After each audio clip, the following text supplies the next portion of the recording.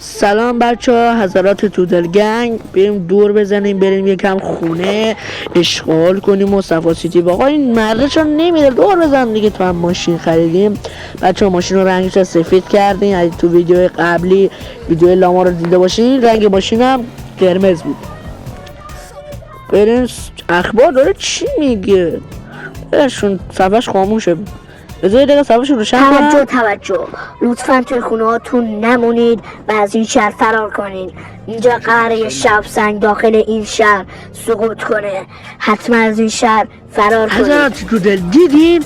واقعا ما باید از این شهر فرار کنیم. خونه من رد کردم به خاطر اخبار سرطون بود. حاجی پشمام ریخ. حاجی پشمام. حاجی الان یا اول فضل عباس تصادف کردیم بچه ها. واقعا من نمیدونم این شهر لوسانتوس چیه. موشک بود؟ نه گفت موشک یا شبسنگ. اگه شما گوش دادین توی کامنت ها بگین بچه ها. واقعا ما باید این شهر فرار کنیم. ما با این شهر کلی خاطره داریم بچه ها. من واقعا نمیدونم. حالا بذار بریم خونه ما فرار کنیم. فردا یا حالی بهش میکنیم. حالا فردا یا اول فضل چند نکن خدا رو شد چند نکرد. 10 دقیقه بعد حاجی پیاده شو برو بریم. من یکم بخوابم، خیلی خستم که فردا قراره ساعت 5 صبح بیدار شم. برو بریم بچه ها. وای من نمیدونم واقعا راست میگن چی میگن. واقعا راسته.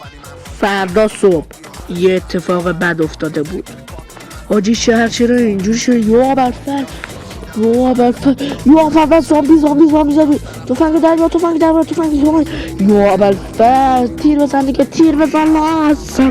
وای تفنگ خرابه. بود یه تیر دیگه در برو بزنشون بمیرین زامبیا.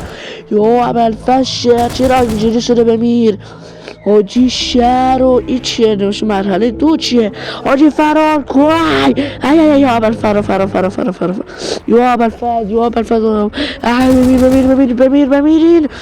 خشب کن فرار کن.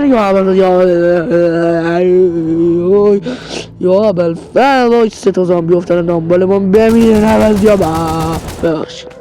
ای زامبی بوده. حاجی پشمام چی شده این شهر؟ باز مرحله 3 بود. چی بود؟ حاجی یه زامبی بزن.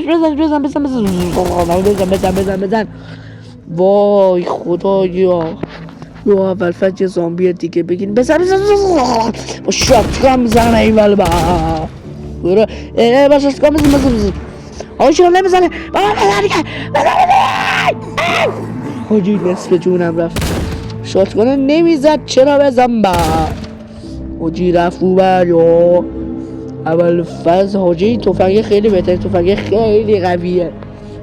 خیلی قویه. ببین دیگه چه سگجوریه. هدشاتش کردم حاجی. ببین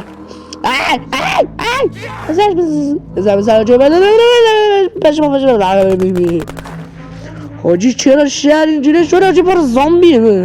حاجی چرا شهر پر زامبیه؟ گفته بودن موشک شب سنگی چیزی میزنه.